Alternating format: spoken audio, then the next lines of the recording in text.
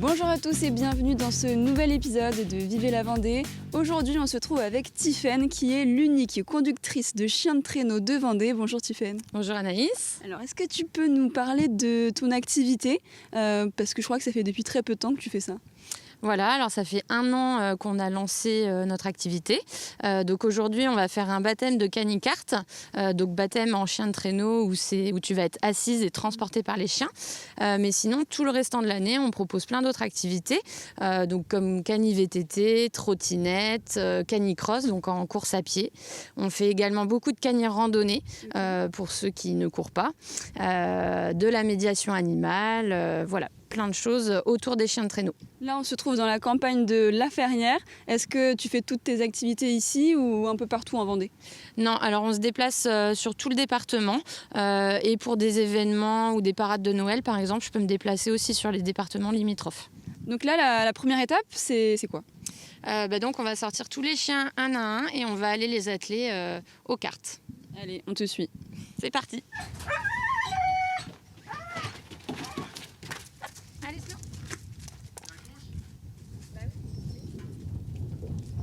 Alors là, j'attelle le chien à la ligne centrale. C'est un petit peu la colonne vertébrale de l'attelage. Et donc là, je mets Anouri en place. C'est pas trop compliqué de gérer les caractères de chacun là ? Alors non, parce qu'ils fonctionnent par binôme en fait, en fonction de leurs affinités, de leurs ententes. Voilà.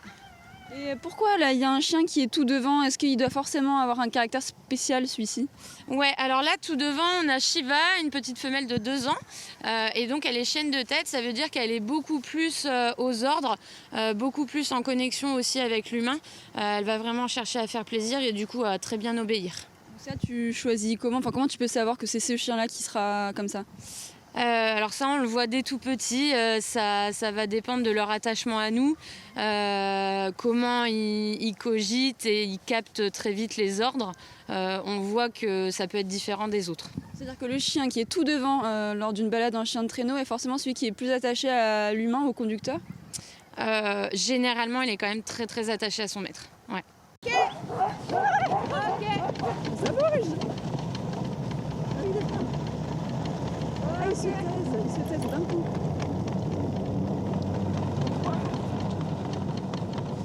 Alors je m'attendais pas du tout à une accélération de la sorte dès le début. Mais franchement là on est en immersion totale. Et les chiens ont l'air d'être super contents là de courir. Je pense que ça les défoule bien. Et ce qui est dommage c'est la pluie. Je dois avoir de la boue sur les lunettes. Ah bah oui. Et stop. Stop là. Stop là. C'est très bien, stop. Est-ce que les chiens ont été sages ? Ils t'ont écouté comme prévu ? Oui, après il faut toujours rassurer les jeunes. Voilà, là on a une petite jeune d'un petit peu plus d'1 an, donc c'est normal, c'est ses premiers départs. Et puis après ils travaillent bien. Après là il fait un petit peu chaud pour eux, un petit peu plus de 10 degrés, donc c'est un peu chaud. Eux ce qu'ils préfèrent c'est vraiment les grands froids. Est-ce que comment tu fais pour repérer les chemins ? Je crois que tu m'as dit que c'est pas forcément l'idéal ici en Vendée. Pourquoi c'est pas l'idéal ici ? Alors en Vendée, il y a moins de forêts qu'un petit peu partout ailleurs en France. Donc nous, ça va être plus des chemins de campagne, des chemins plats. Mais voilà, on fait des repérages, on y va en VTT avec des chiens, on y va en balade et on essaie de trouver nos circuits. Et devant!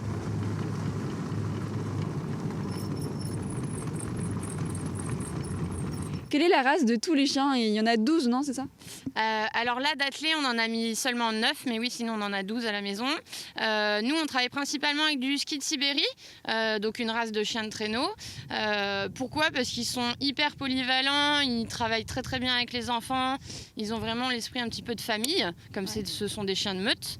Après, on a un petit peu tout type de chiens. Nous, on en a qu'on a élevés, on en a qu'on a récupéré de la SPA ou de personnes qui ne pouvaient plus s'en occuper. Est-ce que tu pourrais un peu nous parler des difficultés liées à ton métier ?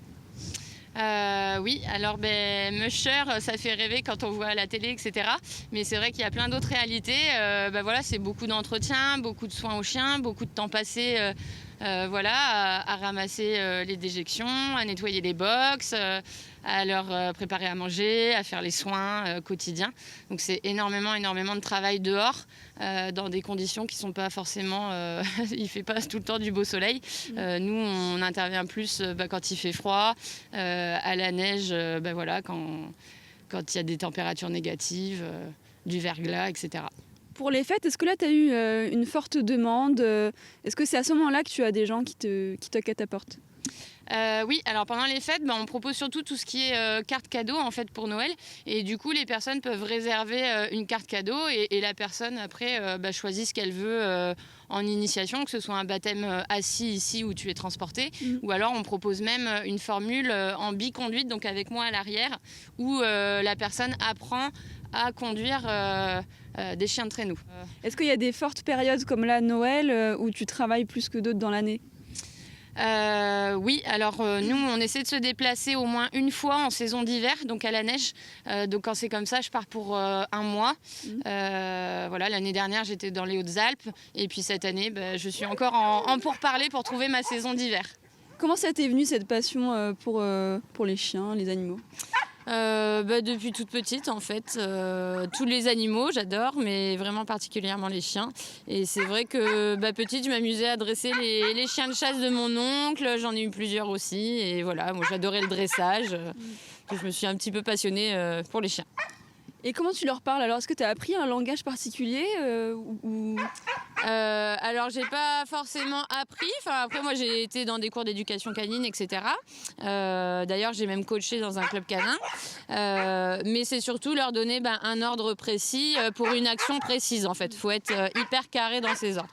Avec le ton aussi, si c'est voix grave, voix aiguë, ça peut changer? Ouais, voilà, pour ralentir par exemple on va dire oh oh d'une voix bien sombre et bien grave, parce que ils sont contents, ils voudraient repartir.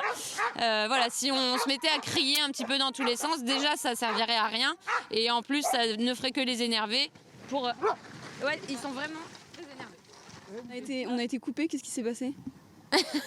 Mais c'est que les chats là, ils ont fait très peu pour eux en circuit, et donc ils sont encore au taquet, ils aimeraient bien repartir sur un 3e ou 4e tour là. Ils ont plus l'habitude de 15 km, c'est ça? Ouais, nous on fait des entraînements autour de 10-15 km, mais ça peut être par jour. Après il y en a d'autres qui font des longues distances, on appelle ça, ils peuvent faire une 50aine de kilomètres par jour. Alors comment les téléspectateurs, s'ils ont envie de vivre ça aussi, peuvent vous retrouver? Alors on a notre site internet, donc doggysport85.com, et puis après sur les réseaux sociaux aussi, Facebook, Instagram, il y a notre adresse mail et il y a notre numéro de téléphone. Merci Tiffaine. Merci Anaïs.